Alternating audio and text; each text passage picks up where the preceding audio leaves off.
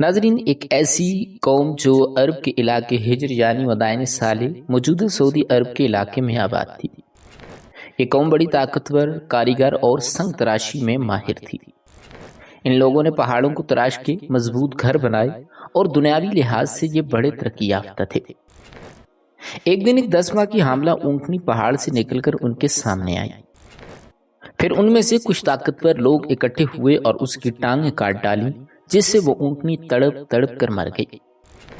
3 دن بعد اللہ تعالیٰ کا وعدہ پورا ہوا اور ان پر ایک خوفناک چیخ یعنی صاعقہ اور زلزلے کا عذاب آیا، جس سے وہ سب ہلاک ہو گئے۔ ناظرین گرامی، یہ قوم کون سی تھی، ان پر اللہ تعالیٰ کا کون سا عذاب اور کس وجہ سے نازل ہوا، یہ تمام باتیں جاننے کے لیے اس ویڈیو کو آخر تک لازمی دیکھیے گا۔ ناظرین، یہ واقعہ ہے قوم سمود کا، جو دنیا کی طاقتور ترین قوم تھی۔ قوم عاد حضرت ہود علیہ السلام کی قوم تھی، اور ان کے بعد قوم سمود آئی، جن کی طرف اللہ تعالیٰ نے حضرت صالح علیہ السلام کو نبی بنا کر بھیجا۔ قوم سمود ایک ترقی یافتہ اور طاقتور قوم تھی، اور وہ بڑے بڑے پہاڑوں کو کاٹ کر عالی شان محل بناتے تھے۔ ان کے پاس سرسبز کھیت، باغات، چشمے اور ہر طرح کی نعمتیں موجود تھیں، لیکن اسی خوشحالی اور طاقت نے انہیں غرور اور تکبر میں مبتلا کر دیا۔ حالانکہ ان سے پہلے قوم عاد پر اللہ تعالیٰ کا سخت عذاب آ چکا تھا، مگر انہوں نے اس سے کوئی سبق نہ سیکھا۔ یہ لوگ بھی اپنے ہاتھوں سے بنائے ہوئے پتھروں کے بتوں کو پوجتے، اور حق و انصاف کا نظام ان کے معاشرے سے ختم ہو چکا تھا۔ بے حیائی، فحاشی، شراب نوشی، گانے بجانے اور عیش و عشرت ان کی زندگی کا حصہ بن چکے تھے۔ رشتوں کا تقدس مٹ چکا تھا۔ ناظرین، یہ قوم تھی حضرت صالح علیہ السلام کی قوم سمود۔ حضرت صالح علیہ السلام اللہ تعالیٰ کے نبی تھے، جن کا ذکر قرآن مجید فرقان حمید میں 9 مختلف صورتوں میں آیا ہے۔ آپ کا تعلق قوم سمود سے تھا، اور آپ حضرت نوح علیہ السلام کے بیٹے سام کی نسل سے تعلق رکھتے تھے۔ آپ کا نسب نامہ کچھ اس طرح سے بیان کیا جاتا ہے: صالح بن امید بن ماسخ بن امید بن خادر بن سمود بن عامر بن ارم بن سام بن نوح علیہ السلام۔ اور تاریخی روایات کے مطابق یہ واقعہ کم از کم 4000 سال پرانا ہے۔ اس وقت قوم سمود عرب کے علاقے ہجر میں آباد تھی، جو آج کل سعودی عرب میں مدائن صالح کے نام سے مشہور ہے۔ یہ ایک پہاڑی ہے جہاں آج بھی ان کے تراشے ہوئے مکانات دیکھے جا سکتے ہیں۔ یہ قوم بہت ترقی یافتہ تھی اور پہاڑوں کو تراش کے مضبوط اور محفوظ گھر بناتی تھی، اس لیے دشمن ان پر حملہ کر کے کبھی کامیاب نہ ہو پاتے۔ دوستو، قوم سمود کا نام اس لیے رکھا گیا کیونکہ ان کے جد اعلیٰ کا نام بھی سمود تھا، اور اسی وجہ سے یہ نام اس قوم کی طرف منسوب ہوا۔ عرب کے مشہور و معروف مورخ مسعودی لکھتے ہیں کہ جو شخص شام سے حجاز کی طرف سفر کرے تو راستے میں قوم سمود کے اجڑے ہوئے شہر، بوسیدہ کھنڈرات اور پہاڑوں میں تراشی گئی قبریں نظر آتی ہیں۔ یہ علاقہ مدین کے جنوب مشرق میں واقع ہے، اور اس کے سامنے خلیج عقبہ ہے۔ ناظرین، جس طرح قوم عاد کو عاد ارم کہا گیا اور قرآن مجید فرقان حمید نے ارم ذات العماد کو ان کی صفت بنا کر ذکر کیا، اسی طرح قوم سمود کو بھی عاد ثانیہ یا سمود ارم کہا جاتا ہے۔ ناظرین گرامی، اب آتے ہیں قوم سمود کی اصل کی طرف، کہ ان کا وجود کب اور کہاں سے شروع ہوا۔ یہ ایک مفصل تاریخی موضوع ہے جس پر مورخین اور دوسرے لوگ طویل بحث کرتے ہیں۔ ہم ان کی آراء کو بھی آپ کے سامنے رکھیں گے، لیکن اس سے قبل حضرت صالح علیہ السلام اور ان کی قوم کے حالات پر نظر ڈالتے ہیں۔ قرآن مجید فرقان حمید میں ذکر ہے کہ دیگر انبیاء کی طرح حضرت صالح علیہ السلام کو بھی ان کی قوم کی ہدایت کے لیے مبعوث کیا گیا۔ انہوں نے نہایت شفقت، حکمت اور دل سوزی کے ساتھ اپنی قوم کو سمجھایا کہ اے میری قوم، اللہ کی عبادت کرو، اس کے سوا تمہارا کوئی معبود نہیں۔ اسی نے تمہیں زمین میں پیدا کیا، تمہیں یہاں بسایا، بس اسی سے مغفرت مانگو اور اسی کی طرف توبہ کرو، یقیناً میرا رب قریب ہے اور دعاؤں کو قبول کرنے والا ہے۔ مگر ان کی قوم نے بجائے تسلیم کرنے کے ان کی مخالفت اختیار کی، اور انہوں نے طنز کے ساتھ کہا کہ اے صالح، تم سے تو ہمیں بڑی امیدیں تھیں، مگر اب تم ہمیں ان چیزوں سے روک رہے ہو جنہیں ہمارے آباء و اجداد پوجتے چلے آ رہے ہیں۔ تم جس دعوت کی طرف ہمیں بلا رہے ہو، ہمیں اس میں سخت شک ہے۔ ان تمام تر باتوں کے باوجود بھی حضرت صالح علیہ السلام نے اپنی دعوت جاری رکھی۔ ان کی مسلسل تبلیغ، واعظ و نصیحت اور اس کے نتیجے میں چند غریب اور کمزور لوگوں کا ایمان لانا قوم کے سرداروں کے لیے ناقابل برداشت بن گیا۔ وہ یہ گوارا نہیں کر سکتے تھے کہ ایک نبی کی بات کو قبول کیا جائے اور یوں وہ کھلم کھلا مخالفت پر اتر آئے۔ ناظرین، قوم سمود غرور و تکبر کی ایسی دلدل میں دھنس چکی تھی کہ انہیں یہ گوارا ہی نہ تھا کہ کوئی عام انسان چاہے وہ کتنا ہی پاکیزہ، صادق اور راست کو کیوں نہ ہو، آ کر ان کے معبودوں کی نفی کرے اور ان کے آباء و اجداد کے عقائد کو چیلنج کرے اور انہیں ایک ایسے رب کی طرف بلائے جو نہ آنکھوں سے دکھائی دیتا ہے اور نہ ہاتھوں سے چھوا جا سکتا ہے۔ یہ بات ان کے سرداروں کے لیے ناقابل برداشت تھی، چنانچہ انہوں نے معاملے کا حل نکالنے کے لیے خفیہ مجلس بلائی۔ سب بڑے لوگ جمع ہوئے، خوب سر جوڑ کر مشورہ کیا اور آخرکار ایک چالاک تجویز پر متفق ہو گئے۔ انہوں نے حضرت صالح علیہ السلام کو بلایا اور کہا کہ اے صالح، اگر واقعی ہی تم اللہ کے بھیجے ہوئے نبی ہو تو ہم تم سے ایک معجزہ چاہتے ہیں، ایسا معجزہ جو ہماری آنکھوں سے دیکھنے والا ہو اور ہمارے دلوں پر اثر کرے۔ حضرت صالح علیہ السلام نے نرمی سے فرمایا کہ اے میری قوم، تم کیا معجزہ دیکھنا چاہتے ہو؟ قوم نے جواب دیا کہ یہ جو سامنے چٹان ہے، اس میں سے ایک ایسی اونٹنی نکالو جو زندہ، گابھن، خوبصورت اور اتنی بڑی ہو کہ اس کا دودھ ہم سب کے لیے کافی ہو، اور ہاں، وہ بچہ بھی دے اور ہمارے نخلستانوں میں آزادی سے چرے پھرے۔ اگر تم یہ کر کے دکھاؤ تو ہم تمہارے رب پر ایمان لے آئیں گے۔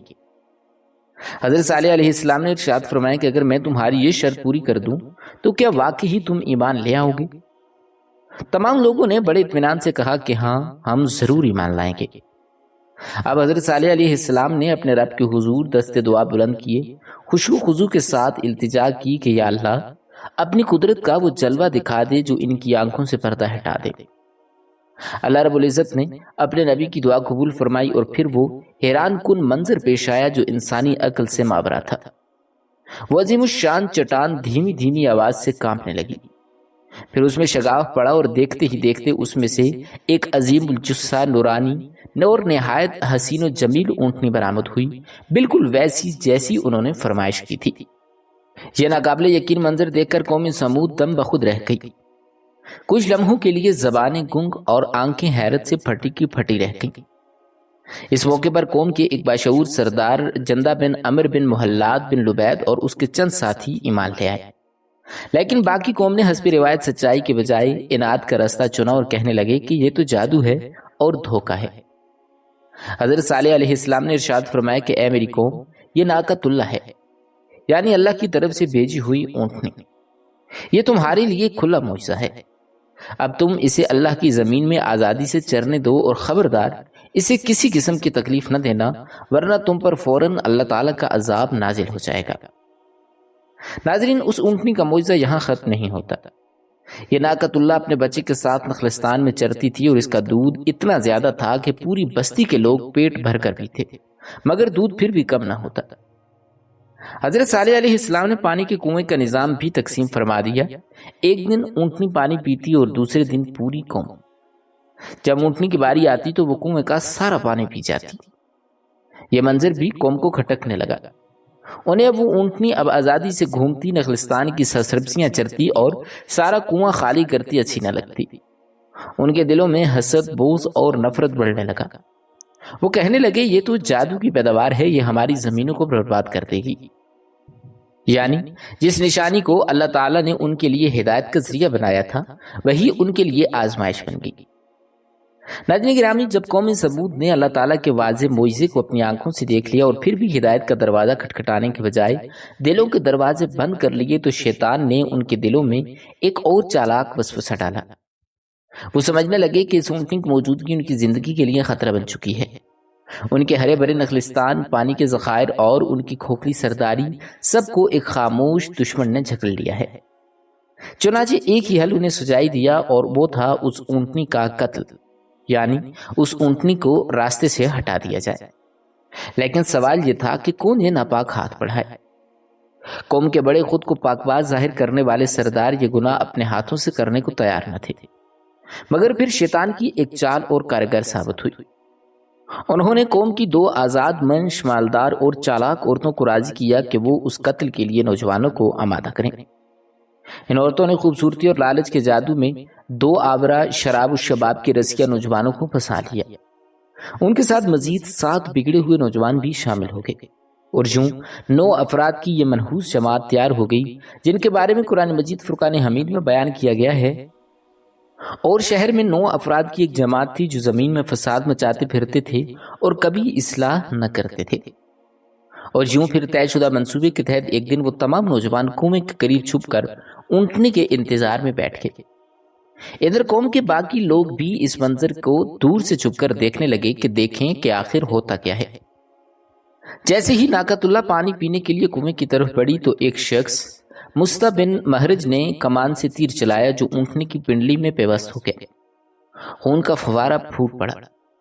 یہ منظر دیکھ کر نوجوان گھبرا گئے اور پیچھے ہٹنے لگے، لیکن وہ دونوں عورتیں آگے بڑھیں اور چیخ کر ان نوجوانوں کو بزدلی کے طعنے دینے لگیں۔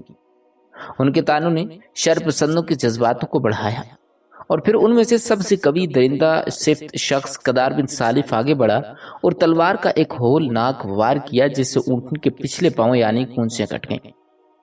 اونٹنی شدید زخمی ہو کر زمین پر گر پڑی اور ایک دل دہلا دینے والی چیخ ماری۔ اس کے بعد گویا درندوں نے انسانی روپ اختیار کر لیا ہو۔ سب نے مل کر اس پر نیزوں اور تلواروں کے بے شمار وار کیے، یہاں تک کہ وہ اللہ تعالیٰ کا معجزہ اور وہ مقدس اونٹنی ہلاک ہو گئی۔ اس کا ننھا بچہ یہ منظر دیکھ کر چیختا ہوا پہاڑ کی طرف بھاگا، اور روایات میں آتا ہے کہ وہ پہاڑ پر چڑھ کر گم ہو گیا، اور بعض روایات یہ بھی بتاتی ہیں کہ قاتلوں نے اس کا بھی پیچھا کر کے اسے بھی مار ڈالا، واللہ اعلم۔ بہرحال جب ناقۃ اللہ کا قتل ہو گیا اور آسمان سے کوئی بجلی نہ گری اور نہ ہی کوئی زلزلہ آیا تو یہ سرکش لوگ خوشی سے پاگل ہو گئے۔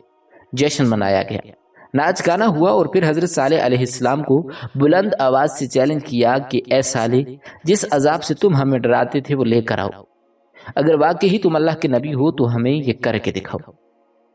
قرآن مجید فرقان حمید میں ان کے اسی سرکشی بھرے لہجے کو یوں بیان کیا گیا ہے، پھر انہوں نے اونٹنی کی کونچیں کاٹ دیں اور اپنے رب کے حکم سے سرکشی کی اور کہنے لگے کہ اے صالح، جس چیز سے تم ہمیں ڈراتے ہو اگر تم واقعی پیغمبر ہو تو وہ لے آؤ۔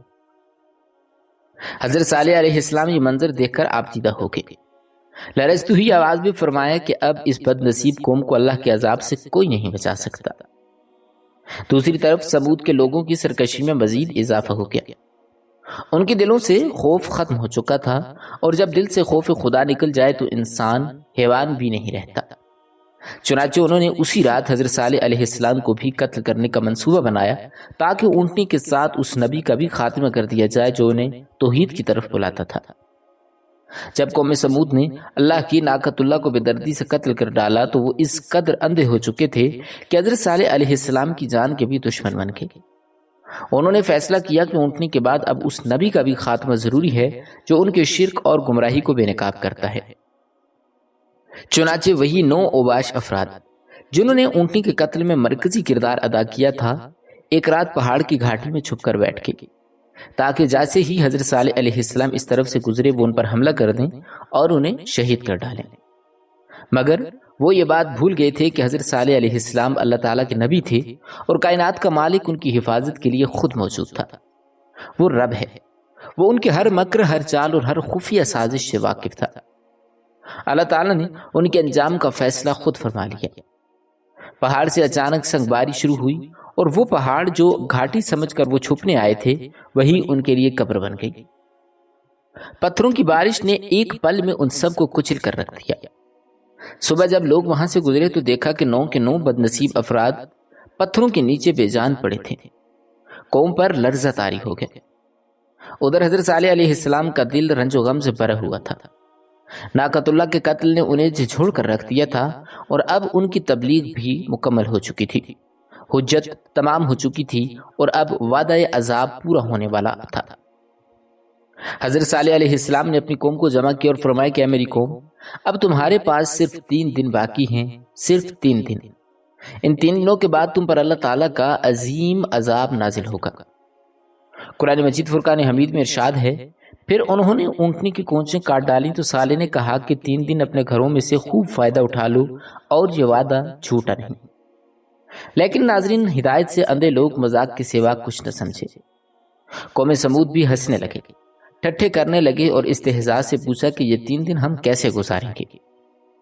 حضرت صالح علیہ السلام نے ارشاد فرمایا کہ پہلے دن تمہارے چہرے زرد ہو جائیں گے، دوسرے دن تمہارا رنگ سرخ پڑ جائے گا اور تیسرے دن تمہارے چہروں پر سیاہی چھائے گی، اور اس کے بعد چوتھے دن اللہ تعالیٰ کا قہر نازل ہوگا۔ اور ناظرین، وقت آیا، وعدہ قریب آ گیا۔ پہلا دن آیا تو چہرے زرد ہو گئے، دوسرا دن آیا تو چہرے سرخ ہو گئے، تیسرا دن آیا تو سیاہی نے ان کے چہروں پر نحوست طاری کر دی۔ اب قوم سمود کے دل لرزنے لگے، وہ سمجھ گئے کہ نبی کی بات مذاق نہ تھی۔ اب سب خاموش، پریشان اور خوف سے سہمے بیٹھے تھے کہ چوتھا دن شروع ہوا اور پھر عذاب نازل ہوا۔ سورج ابھی نکلا ہی تھا کہ اچانک آسمان سے ایک زوردار چیخ، ایک ہولناک چنگھار کی آواز بلند ہوئی، ایسی آواز جس نے ان کے کانوں کے پردے پھاڑ دیے، کلیجے دہلا دیے اور دل بند کر دیے۔ اس چیخ کے ساتھ ہی ان کے جسموں میں جان نکلنے لگی، وہ اپنی جگہوں پر گرنے لگے، اور کوئی دیوار سے ٹکرا رہا تھا، اور کوئی دروازے سے، اور کوئی چارپائی پر، اور کوئی گلی میں۔ سب کے سب ایک ہی لمحے میں بے جان ہو گئے۔ وہ قوم جو لاکھوں کی تعداد میں موجود تھی، جو جسمانی طور پر قوی، مادی وسائل میں مستحکم اور نخلستانوں میں عیش و عشرت کی زندگی گزارنے والے جانوروں کے کھائے ہوئے بھوسے کی طرح زمین پر بکھر گئی۔ اللہ تعالیٰ نے قرآن مجید فرقان حمید میں ان کے انجام کو یوں بیان کیا ہے، اور جن لوگوں نے ظلم کیا تھا ان کو ایک زوردار چیخ نے آ لیا، وہ اپنے گھروں میں اوندے پڑے رہ کے گویا وہ کبھی ان میں بسے ہی نہ تھے۔ یاد رکھو کہ سمود نے اپنے رب کا انکار کیا، اور سن رکھو کہ ان پر لعنت ہے۔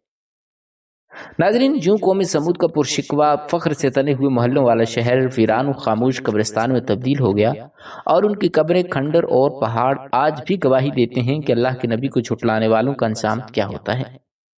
اللہ تعالیٰ نے حضرت صالح علیہ السلام اور ان پر ایمان لانے والوں کو اس خوفناک عذاب سے محفوظ رکھا۔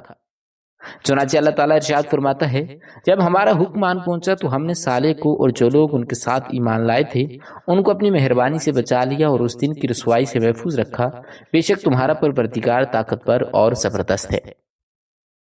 ناظرین، آپ نے ملاحظہ کیا کہ حضرت صالح علیہ السلام کی قوم نے اللہ تعالیٰ کی عظیم معجزے کے ساتھ کیا سلوک کیا اور کس طرح وہ دردناک عذاب کا شکار بنے، حالانکہ اس قوم پر اللہ تعالیٰ کی بے شمار نعمتیں تھیں۔ ناظرین گرامی، آئیے اب جانتے ہیں قوم سمود کی پیدائش اور موجودہ وادی سمود کے حالات۔ ناظرین، قدیم جزیرۃ العرب کے شمال مغربی علاقے میں واقع وادی القرہ اپنی سرسبزی، ہریالی اور شادابی کے لیے بڑی مشہور تھی۔ اسی وادی میں قوم سمود کی حکمرانی تھی، جبکہ اس کے برعکس جنوب مشرقی عرب پر قوم عاد قابض تھی۔ قوم سمود بھی قوم عاد کی طرح نہایت طاقتور، طویل القامت اور شان و شوکت والی قوم تھی۔ انہیں فن تعمیر میں خاص مہارت حاصل تھی۔ وہ پہاڑوں کو تراش کر جو خوبصورت عمارتیں یہ بناتے، وہ گویا اپنے زمانے میں فن کی معراج تھیں۔ ان کا دارالحکومت ہجر تھا، جو حجاز کے مقدس سے شام جانے والے قدیم تجارتی راستے پر واقع تھا۔ یہی علاقہ آج مدائن صالح کے نام سے جانا جاتا ہے۔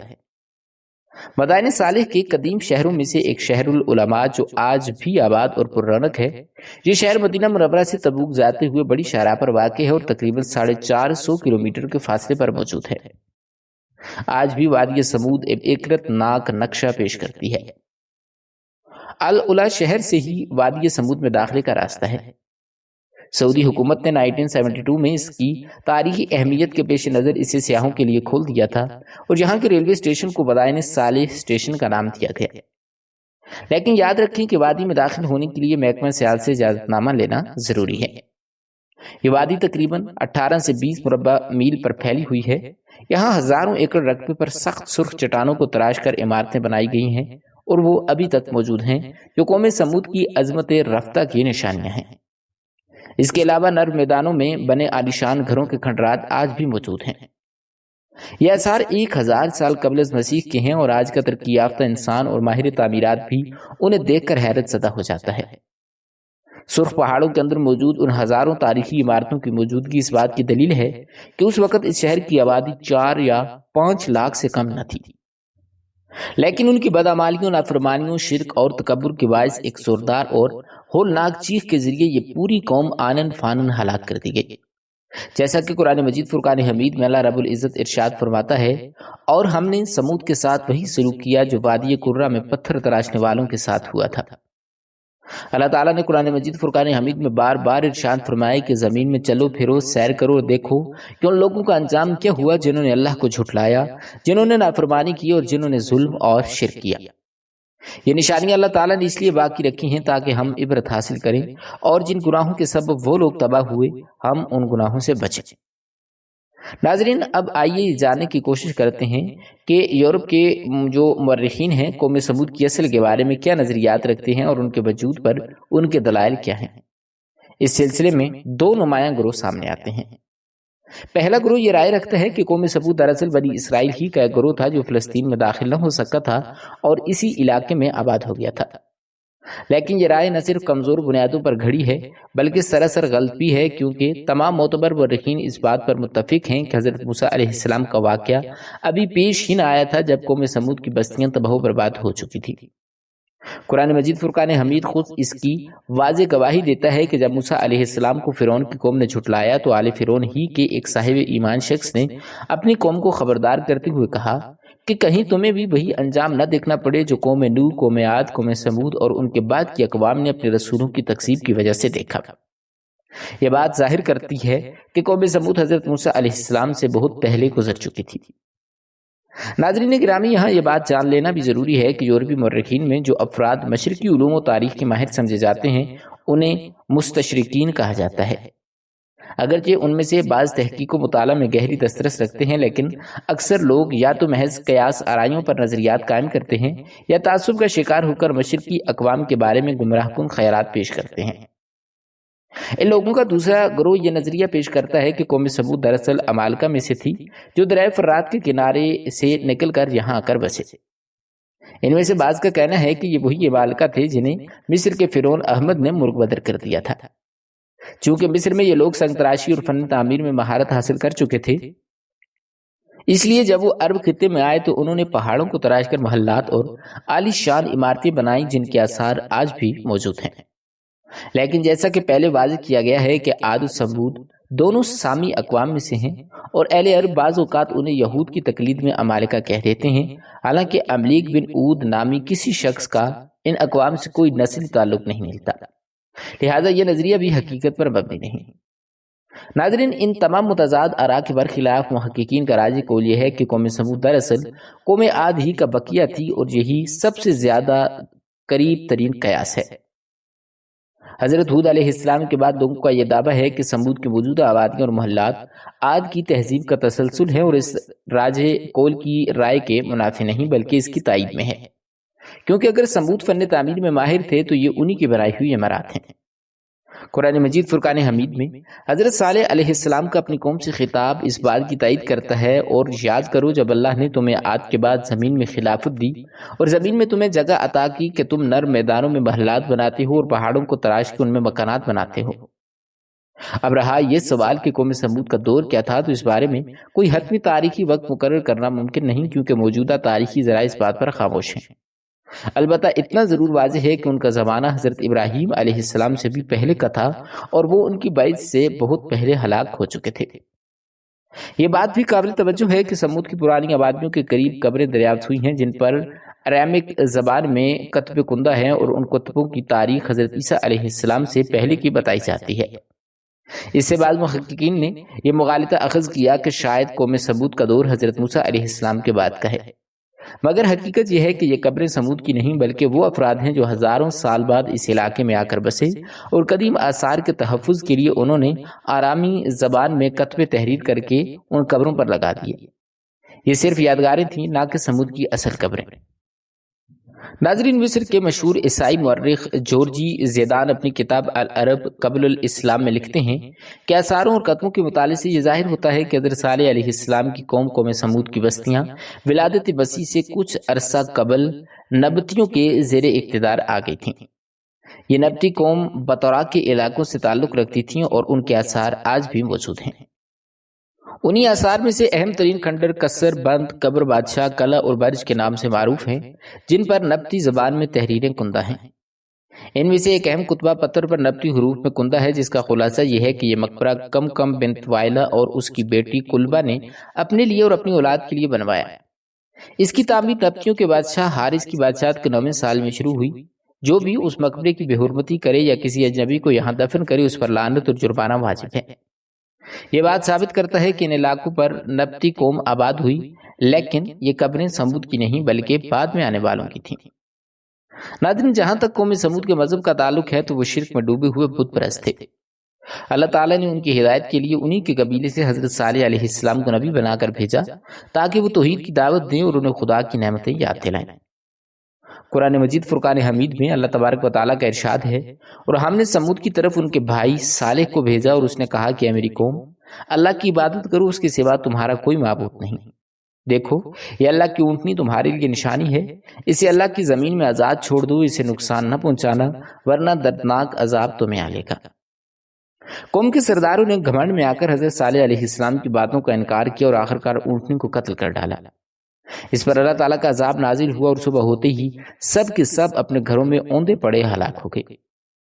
حضرت صالح علیہ السلام نے ان سے کنارہ کشی اختیار کی اور کہا کہ اے میری قوم، میں نے تم نے اپنے رب کا پیغام پہنچایا اور خیرخواہی کی، مگر تم نصیحت کرنے والوں کو پسند نہیں کرتے۔ اب سوال یہ پیدا ہوتا ہے کہ حضرت صالح علیہ السلام اور ان پر ایمان لانے والے لوگ قوم کے ہلاک ہونے کے بعد کہاں گئے؟ اس بارے میں مورخین کے مختلف اقوال ہیں۔ بعض کے مطابق وہ فلسطین کے علاقے رملہ کے قریب جا بسے، جیسا کہ امام خازن نے ذکر کیا ہے۔ کچھ کہتے ہیں کہ وہ حضرت ہود علیہ السلام واپس گئے، جو ان کا آبائی علاقہ تھا۔ یہاں ایک قبر ہے جس پر حضرت صالح علیہ السلام کی قبر مانی جاتی ہے، اور بعض مورخین کا یہ خیال ہے کہ وہ اسی علاقے میں مقیم رہے جہاں پہلے آباد تھے، اور ایک قول یہ بھی ہے کہ وہ مکہ مکرمہ چلے آئے، وہیں رہے اور وہیں وفات پائی۔ سید محمود آلوسی رحمہ اللہ اسی رائے کو ترجیح دیتے ہیں، اور آلوسی رحمہ اللہ نے ایک روایت بھی نقل کی ہے کہ حضرت صالح علیہ السلام پر ایمان لانے والے تقریباً 160 افراد تھے، جبکہ ہلاک ہونے والے 1500 گھرانے تھے۔ آخر میں قرآن مجید فرقان حمید کی ایک اور آیت کا مفہوم سنیں کہ اور ہجر والوں نے بھی رسولوں کو جھٹلایا، وہ پہاڑوں کو تلاش کر محفوظ مکانات بناتے تھے، مگر ایک ہولناک چیخ نے انہیں صبح ہی صبح آ لیا اور ان کی ساری محنت اکارت گئی۔ ناظرین، ایک اور مقام پر قرآن مجید فرقان حمید میں قوم سمود کا ذکر کچھ یوں ہے کہ قوم سمود نے رسولوں کو جھٹلایا۔ جب ان کے بھائی صالح نے کہا کہ کیا تم نہیں ڈرتے؟ میں تمہارے لیے امانت دار پیغمبر ہوں، پس اللہ سے ڈرو اور میری اطاعت کرو۔ میں اس دعوت پر تم سے کوئی معاوضہ نہیں مانگتا، میرا اجر تو صرف رب العالمین کے ذمہ ہے۔ صالح علیہ السلام نے ارشاد فرمایا کہ کیا تمہیں یہاں باغات، چشموں، کھیتوں اور نرمی والے خوشوں والے کھجوروں میں آزاد چھوڑ دیا جائے گا، اور تم پہاڑوں کو تراش کر تکبر سے محل بناتے ہو؟ تو اللہ سے ڈرو اور نافرمانوں کو کہا نہ مانو۔ جو ملک میں فساد پھیلاتے ہیں انہیں اصلاح کرنے دو، ان کی اصلاح کو مت جھڑکو۔ مگر ان کے سرداروں نے تمسخر کیا اور کہا تو تم ہم جیسے ایک ہی انسان ہو، اور لگتا ہے تجھ پر کسی نے جادو کر دیا ہے، اگر سچے ہو تو کوئی نشانی لاؤ۔ تب صالح علیہ السلام نے ارشاد فرمایا کہ اللہ کی اونٹنی ہے، اس کے لیے ایک دن پانی پینے کی باری ہے اور تمہارے لیے دوسرے دن۔ خبردار، اس کو کوئی نقصان نہ پہنچانا ورنہ سخت عذاب تمہیں آ کر پکڑے گا۔ لیکن انہوں نے سرکشی کی اور اونٹنی کی کونچیں کاٹ دیں اور پھر پچھتاتے ہی رہ گئے۔ اللہ کا عذاب ان پر آ پڑا اور وہ سب کے سب ہلاک ہو گئے۔ بے شک اس واقعے میں نشانی ہے، لیکن ان میں سے اکثر لوگ ایمان نہیں لاتے، اور تیرا رب زبردست اور نہایت رحم کرنے والا ہے۔ ناظرین، قوم سمود کا ذکر قرآن مجید فرقان حمید میں کئی مقامات پر آیا ہے۔ ان کا ذکر صرف تاریخ کے لیے نہیں بلکہ ہمارے لیے نصیحت اور عبرت ہے، تاکہ ہم ان کی روش سے بچیں اور اللہ تعالیٰ کی نافرمانی سے دور رہیں۔ اب آئیے مختصراً یہ جاننے کی کوشش کرتے ہیں کہ اس واقعے میں ہمارے لیے کیا عبرتیں ہیں۔ نمبر 1 کہ اللہ کے نبیوں کی بات ماننے سے انکار ہلاکت کا سبب بنتا ہے۔ اللہ کی نشانیاں جیسے ناقۃ اللہ نعمت ہونے کے ساتھ آزمائش بھی ہوتی ہیں۔ دنیاوی طاقت، محلات اور زمین کی آسائشیں عذاب کو روک نہیں سکتی۔ جب قوم سرکشی اور تکبر پر اتر آتی ہے تو وہ اللہ کے عذاب کو مستحق بن جاتی ہے۔ ناظرین، جہاں تک حضرت صالح علیہ السلام کی وفات کا تعلق ہے تو ابن کثیر رحمہ اللہ کے مطابق آپ کی عمر وفات کے وقت تقریباً 280 سال تھی، تاہم ان کے آخری ایام کے بارے میں تفصیل کتب تاریخ میں بہت کم ملتی ہیں۔ اللہ تعالیٰ کی سنت ہمیشہ یہی رہی ہے کہ اگر وہ کسی قوم میں اپنے پیغمبر کو ہدایت کے لیے بھیجے اور وہ قوم اس کے پیغام کو قبول نہ کرے تو ضروری نہیں کہ وہ قوم فوراً ہلاک کر دی جائے، لیکن جب کوئی قوم خود نبی سے نشانی طلب کرے اور وعدہ کرے کہ اگر وہ نشانی ظاہر ہو گئی تو وہ ایمان لے آئیں گے اور پھر بھی انکار کرے تو ایسی قوم پر اللہ تعالیٰ کا عذاب یقینی ہو جاتا ہے۔ وہ یا تو توبہ کرے اور ہدایت اختیار کرے یا صفحہ ہستی سے مٹا دی جاتی ہے تاکہ دوسروں کے لیے عبرت بن جائے۔ البتہ اس سنت سے حضور صلی اللہ علیہ وآلہ وسلم کی امت کو استثناء حاصل ہے۔ آپ صلی اللہ علیہ وآلہ وسلم نے یہ دعا فرمائی تھی کہ یا اللہ میری امت پر عام عذاب نازل نہ فرمانا۔ اللہ تعالیٰ نے اس دعا کو قبول کیا، جیسا کہ قرآن مجید فرقان حمید میں ارشاد ہے، اور جب تک تم اے نبی ان میں موجود ہو اللہ ان پر عذاب نازل نہیں کرے گا۔ ناظرین، یہ بہت بڑی غلطی اور نفس کا دھوکہ ہے کہ انسان دنیاوی آسائشیں، دولت اور خوشحالی کو اللہ تعالیٰ کی رضا کی علامت سمجھنے لگے۔ قرآن مجید فرقان حمید ہمیں یہ بتاتا ہے کہ بعض اوقات زیادہ نعمتیں ہی عذاب کا پیش خیمہ ہوتی ہیں، کیونکہ جب کوئی قوم غرور، ظلم اور سرکشی میں حد سے بڑھ جاتی ہے تو اللہ کا عذاب اس پر آتا ہے۔ قرآن مجید فرقان حمید میں ارشاد بھی ہے کہ بے شک تیرے رب کی پکڑ بڑی سخت ہے۔ البتہ اگر کسی قوم کی اکثریت اللہ تعالیٰ کی شکر گزار ہو، عدل قائم کرے اور خیرخواہی کو فروغ دے تو بس ایسی قوم اللہ تعالیٰ کی محبوب اور کامیاب ترین قوم بن جاتی ہے۔ ناظرین گرامی، یہ تھی ہماری آج کی ویڈیو، جس میں ہم نے آپ کو حضرت صالح علیہ السلام کی قوم کا تفصیلاً واقعہ سنایا کہ ان پر عذاب کیسے آیا، وہ اللہ تعالیٰ کی کون کون سی نافرمانیاں کرتے تھے۔ حضرت صالح علیہ السلام کے بارے میں بھی آپ کو تفصیل سے آگاہ کیا۔ امید کرتے ہیں کہ آپ کو ہماری یہ ویڈیو ضرور پسند آئی ہوگی۔ اگر آپ کو ہماری یہ ویڈیو پسند آئی ہے تو اسے لائک، سبسکرائب اور شیئر اپنے دوستوں کے ساتھ ضرور کیجیے گا، اور اسی طرح کی مزید ویڈیوز دیکھنے کے لیے ہمارے چینل دانیال وائس کو ضرور سبسکرائب کیجیے گا۔ بہت جلد ایک نئی ویڈیو کے ساتھ ملتے ہیں، تب تک کے لیے اپنا خیال رکھیے گا۔ اللہ تعالیٰ آپ کا حامی و ناصر ہو۔